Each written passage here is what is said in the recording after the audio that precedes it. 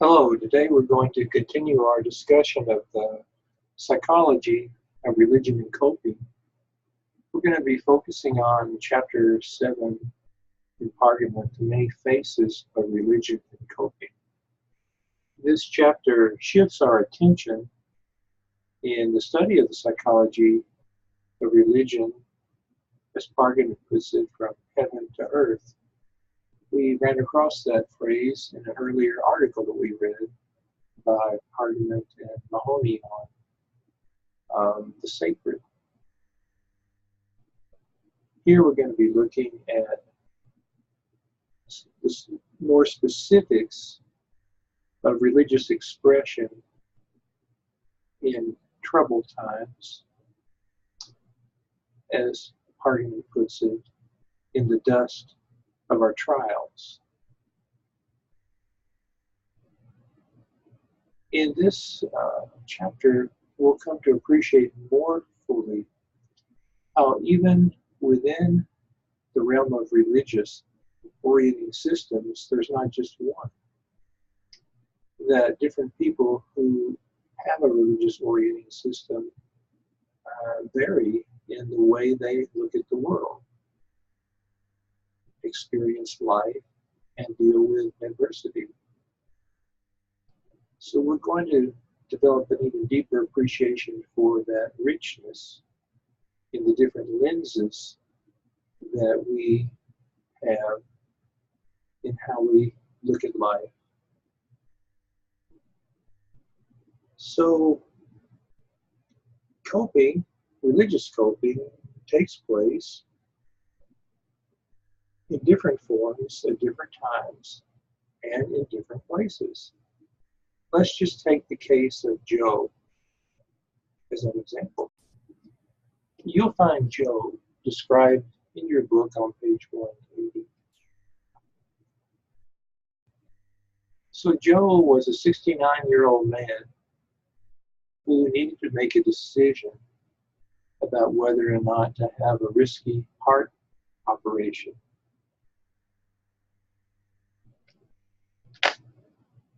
There was some risk that the surgery might cause him to become an invalid. So when he was asked in the study in which he participated how religion was involved in his coping, Joe said that he prayed to God for guidance, but not in a passive or deferring sense.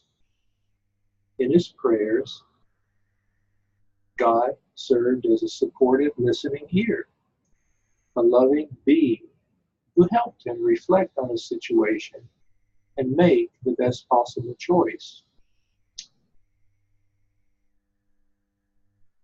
Reading here from Parliament on page 180. So together, Job said they, Joe and God, decided that he would not make a very good invalid. So Job went ahead with the surgery. In some fascinating research looking at religious coping,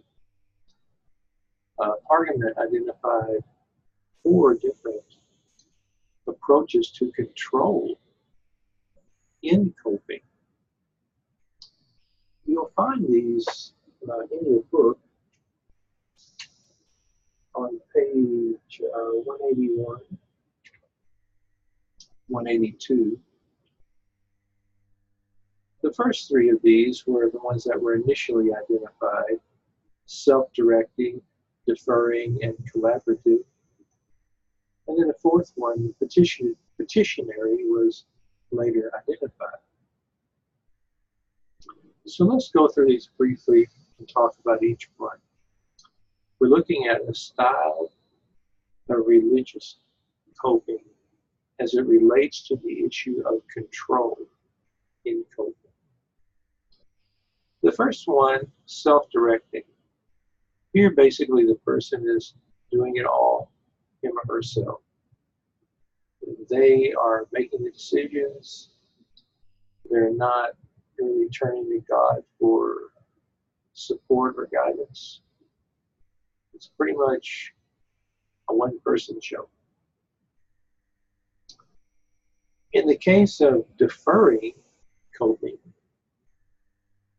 the individual is turning it over to God and looking to God for the answer. So in deferring coping, all the control is handed over to God. In self-directed coping, the person tries to keep all of the control. The third is collaborative coping. And in collaborative coping, there's a collaboration going on between God and the person, as in the case of Job. We're in this together, God, you and me, and we're going to get through this together. And I'm glad you're with me, and I thank you for helping. So there's a sense of partnership and a collaboration between God and the person. And then finally, in petitionary coping, we actually ask God for help, where control is sought through God. In deferring coping, we're pretty much turning it over to God, the control of the situation, looking to God for guidance on what we should do. And in petitionary coping, it's more asking God to intervene in some way to affect what occurs. In petitionary coping, we might make petitions to God on our own behalf or on the behalf of other people. Now, when we learn about these different styles of religious coping as they relate to control, immediately we come to appreciate that, well, I've used all of these at one time or another. Probably that's the case for you as well. So it's not an either-or situation for many people. It might be for some. Some may never turn to God, for example. They only use the self-directed approach. So this line of research helps us to appreciate that richness and the variety in the different approaches to religious coping here in one area, how it relates to the issue of control in coping with stressful situations. I would like to ask you to think about a problem with which you have coped and think about how you coped with that situation in terms of these different styles of coping as they relate to control that we're talking about today. And what was that process like for you? How did it turn out for you? If you choose to share this example when you do a reflection on the material that you're learning for this section, I would love to hear from you on it. Of course, you're not required to share your example, but if you would like to, I would certainly be interested in learning about it. In this chapter, Hardiman goes on to discuss how various forces combine to influence the shape of religious coping. He talks about situational forces, cultural forces, and individual forces. The one I would like to focus on is individual forces. Individual forces are related to the orienting system that each of us brings to life situations. As we already know, our orienting system is a way in which we look at ourselves, our relationships, our world, our life experiences. We might have a religious orienting system, and we already know that there can be a lot of variety that shapes a religious orienting system can take. Or we might have some other type of orienting system. If we have a religious orienting system, it might include a perspective, say, of love one another or service above self. Or through our experience, we may have learned that when we are able to surrender in certain situations and allow God into our experience, that we benefit from that. These would be just examples of different ways in which a religious orienting system might manifest itself.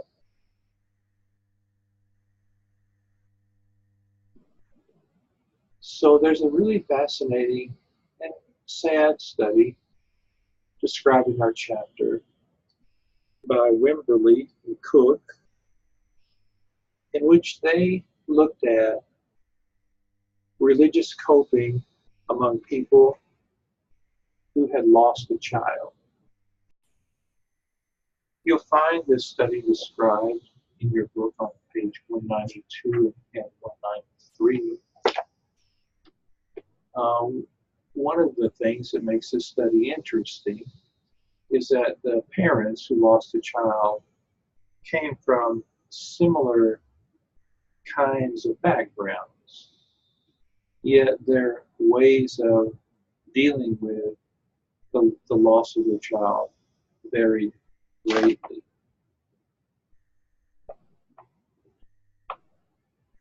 Reading from your book for a moment here,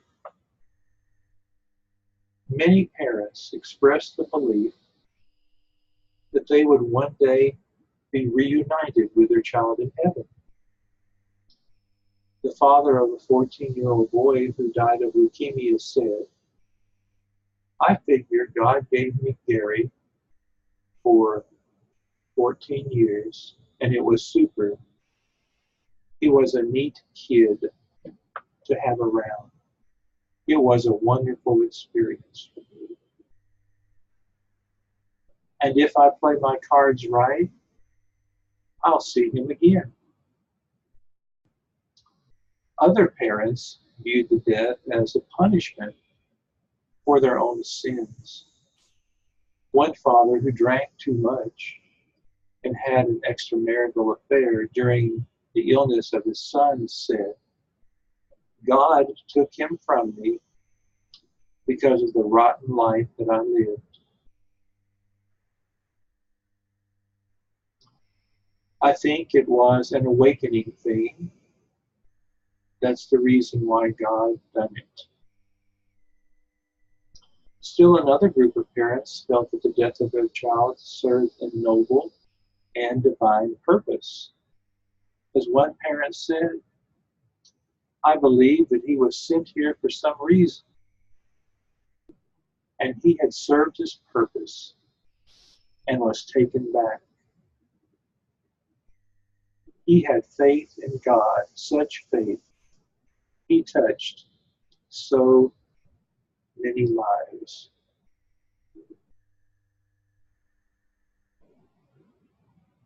I would like to share with you a quote from Rabbi Harold Kushner's book, Who Needs God? This quote is included in your chapter on page 193. Kushner wrote this book after going through his own spiritual crisis. when his son died at a young age. He also wrote an earlier book following the loss of his son called When Bad Things Happen to Good People, that we will be talking about later in our time together. Here's what Kushner says. Religion is not primarily a set of beliefs, a collection of prayers, or a series of rituals. Religion is first and foremost a way of seeing.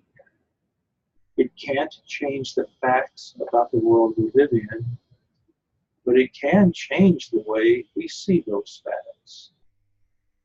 And that in itself can often make a difference. So as we can see, there are many ways of viewing the world religiously. We can present the same information to people with different religious orientations, and they'll process it differently. So we each look at the world through our own religious glasses, so to speak. And each person has their own perspective. We already know from talking about orienting systems already that a religious orientation is a general disposition to use particular means in the search for particular ends.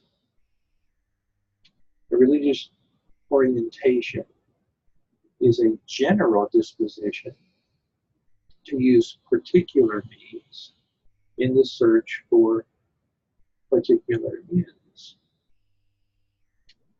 Well, we already have identified three religious orientations that you read about, written about: intrinsic, extrinsic, and quest. Argument took a look at these three different religious orientations in terms of how they affected the way people handled stressful situations in their lives. Our religious orienting system influences not only how religious situations are viewed and understood, but the way they are handled, as Pardee points out in his chapter. So let's look at these three religious orientations that we already learned about: intrinsic, extrinsic, and quest, as they relate to religious coping. So we're taking it a step further. We're not just looking at the characteristics and differences of these three religious orientations. We're now, in addition, looking at how they impact, influence, affect the way people with these religious orientations cope with stress. So if you recall from our earlier discussion, individuals with an intrinsic religious orientation, they live their religion. For them, religion is not so much a means, but rather it is an end. They look for spiritual purposes in their religious orientation. And when they experience stressful times, they tend to appraise those situations more in terms of spiritual threat and an opportunity to grow. Individuals with an extrinsic orientation, they are more likely to use their religion rather than live their religion, as you may recall. For them, religion is more of a means And they're more likely to look to their religion for self-development than for spiritual purposes. And when dealing with stressful situations, they tend to make appraisals that are related more to personal threat, not spiritual threat in the case of intrinsic orientations, but more of a personal threat to the health of the person. And they're less inclined to see going through a stressful situation as an opportunity for growth. And finally, the quest religious orientation is one in which, you recall, an important feature is the search for truth and meaning. There's also the search for spirituality, like in the intrinsic religious orientation, but more search for meaning, comparing the quest to the intrinsic. Individuals with a quest religious orientation also tend to view stressful situations in terms of the appraisal of spiritual threat and an opportunity to grow, like in the intrinsic religious orientation. And the quest orientation is focused more on personal improvement through good deeds and expression of discontent to God and the church. So the person with the quest orientation, they're willing to ask the hard questions. They don't necessarily have to come up with answers, but the questions themselves help them to frame the struggle that they're having in a way that moves them in the direction of searching for meaning. So in looking at these three religious orientations, these three orienting systems, we can see that there are different religious glasses through which we may view the world. And they affect not only how situations are viewed or understood, but they also affect how situations are handled. Thank you. I look forward to talking with you again soon.